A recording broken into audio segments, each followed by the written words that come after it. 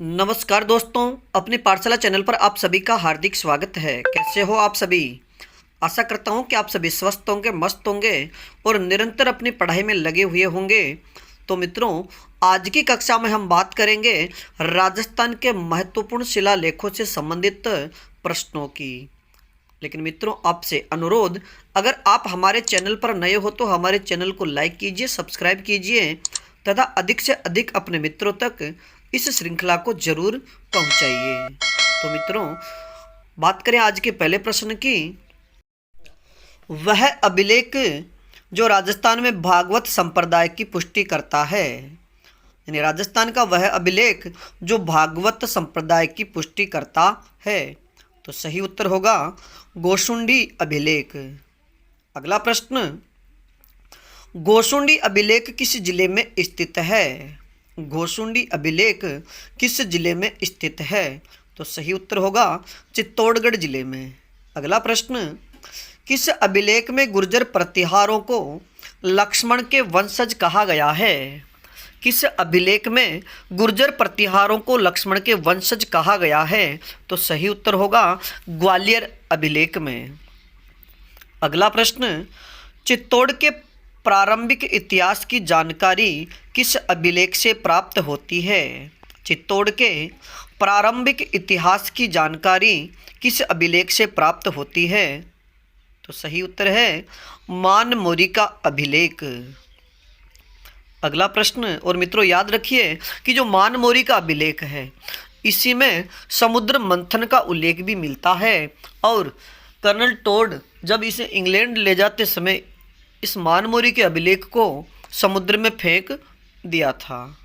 अगला प्रश्न, बेराड से अशोक के शिलालेखों की खोज किसने की? बेराड से अशोक के शिलालेखों की खोज किसने की? तो सही उत्तर होगा कैप्टन बर्ट ने।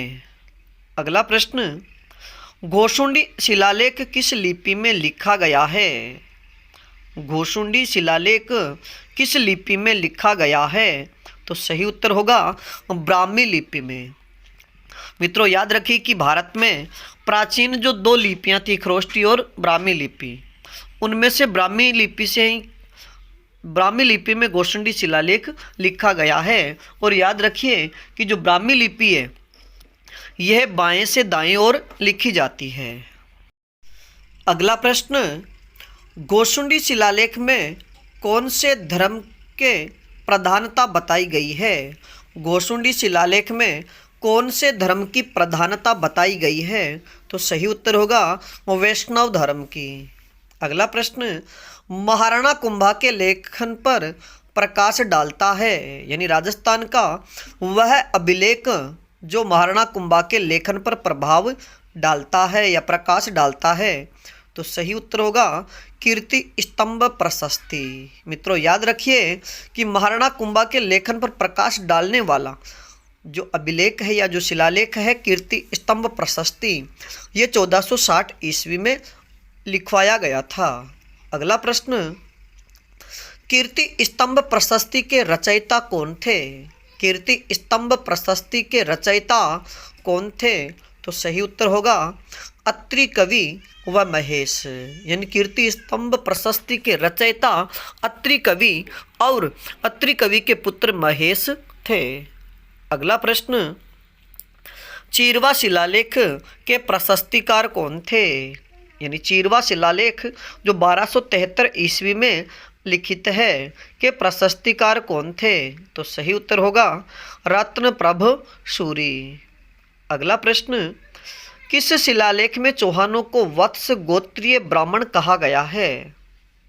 किस शिलालेख में चौहानों को वत्स गोत्रीय ब्राह्मण कहा गया है? तो सही उत्तर होगा बिजोलिया शिलालेख में। अगला प्रश्न, बिजोलिया शिलालेख कहाँ पर स्थित है?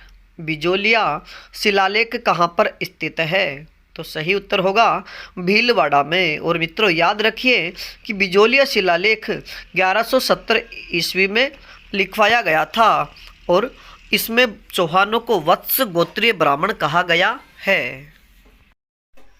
अगला प्रश्न, राज प्रशस्ति महाकाव्य के रचयिता कौन है? राज प्रशस्ति महाकाव्य के रचयिता कौन है? तो सही उत्तर होगा रणछोड़ भट्ट। अगला प्रश्न, बिजोलिया लेख के अनुसार सांबर झील का निर्माण किसने करवाया था? बिजोलिया अभिलेख के अनुसार सांबर झील का निर्माण किसने करवाया था? तो सही उत्तर होगा वासुदेव ने। अगला प्रश्न, बिजोलिया शिलालेख किस चौहान नरेश के काल का है? बिजोलिया शिलालेख किस चौहान नरेश के काल का है? तो सही उत्तर होगा सोमेश्वर के काल का। अगला प्रश्न, आबू के शिलालेख के लेखक कौन है? आबू के शिलालेख के लेखक कौन है? तो सही उत्तर होगा शुभचंद्र। और मित्रों याद रखिए कि आबू के जो शिलालेख है उसके लेखक शुभचंद्र, जिन्हें सोमेश्वर के नाम से भी जाना जाता है। अगला प्रश्न, कीर्ति स्तंभ प्रशस्ति किसके समय रची गई? कीर्ति स्तंभ प्रशस्ति किसके समय रची गई? तो सही उत्तर होगा महाराणा कुंभा के समय। अगला प्रश्न, कुंभाकालीन रणकपुर लेख में बूंदी का क्या नाम मिलता है? यानी महाराणा कुंभा के समकालीन रणकपुर लेख में बूंदी का क्या लेख मिलता है? तो सही उत्तर होगा बंदू घाटी। अगला प्रश्न, कुंभलगढ़ प्रशस्ति के रचयिता कौन थे? कुंभलगढ़ प्रशस्ति के रचयिता कौन थे? तो सही उत्तर होगा कवि महेश। अगला प्रश्न, अपराजित के शिलालेख के रचयिता कौन है? अपराजित के शिलालेख के रचयिता कौन है? तो सही उत्तर होगा दामोदर कवि। अगला प्रश्न, राय सिंह की प्रशस्ति का संबंध किससे है? राय सिंह की प्रशस्ति का संबंध किससे है? तो सही उत्तर होगा बीकानेर के शासकों से। अगला प्रश्न, कक्कुक की आभिरों पर विजय का दावा कौन सा अभिलेख करता है? कक्कुक की आभिरों पर विजय का दावा करता है? तो सही उत्तर होगा गठियाला शिलालेख। अगला प्रश्न, एकलिंग शिलालेख का लेखक कौन है? एकलिंग शिलालेख जो 1488 में रचित है के लेखक कौन है?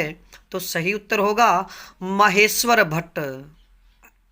अगला प्रश्न, राजस्थान में सबसे प्राचीनतम अभिलेख कौन सा है? राजस्थान में सबसे प्राचीनतम अभिलेख कौन सा है? तो सही उत्तर होगा बड़ली का शिलालेख। और मित्रों याद रखिए कि राजस्थान का सबसे प्राचीनतम अभिलेख बड़ली का शिलालेख जो केकड़ी जिले में स्थित है। अगला प्रश्न, मानमोरी का लेख के उत्कीर्णकर्ता कौन थे? मानमोरी के लेख के उत्कीर्णकर्ता कौन थे? तो सही उत्तर होगा शिवादित्य। अगला प्रश्न, गठियाला का शिलालेख वर्तमान में कहाँ पर स्थित है? गठियाला का शिलालेख वर्तमान में कहाँ पर स्थित है? तो सही उत्तर होगा फलोदी जिले में। और मित्रों याद रखिए कि गठियाला का जो शिलालेख है वह 861 ईस्वी में लिखा गया था। अगला प्रश्न, ग्वालियर प्रशस्ति के रचयिता कौन है? ग्वालियर प्रशस्ति के रचयिता कौन है? तो सही उत्तर होगा मिहिर भोज प्रथम। अगला प्रश्न, अभिलेख जिसमें पहली बार सती प्रथा की जानकारी मिलती है। राजस्थान का वह अभिलेख जिसमें पहली बार सती प्रथा की जानकारी मिलती है। तो सही उत्तर होगा गठियाला का अभिलेख। अगला प्रश्न, कुंभलगढ़ प्रशस्ति वर्तमान में कहाँ स्थित है? कुंभलगढ़ प्रशस्ति वर्तमान में कहाँ स्थित है? तो सही उत्तर होगा उदयपुर संग्रहालय में। अगला प्रश्न, रणकपुर प्रशस्ति कब उत्कीर्ण करवाई गई? रणकपुर प्रशस्ति कब उत्कीर्ण करवाई गई? तो सही उत्तर होगा 1439 ईस्वी में। तो मित्रों आज के लिए इतना ही, बाकी फिर मिलेंगे एक नए टॉपिक के साथ। तब तक आप अपने अध्ययन में जुटे रहिए और इस श्रृंखला में अगर किसी प्रकार की कोई त्रुटि हो तो आप हमें कमेंट्स में ज़रूर बताइए। धन्यवाद।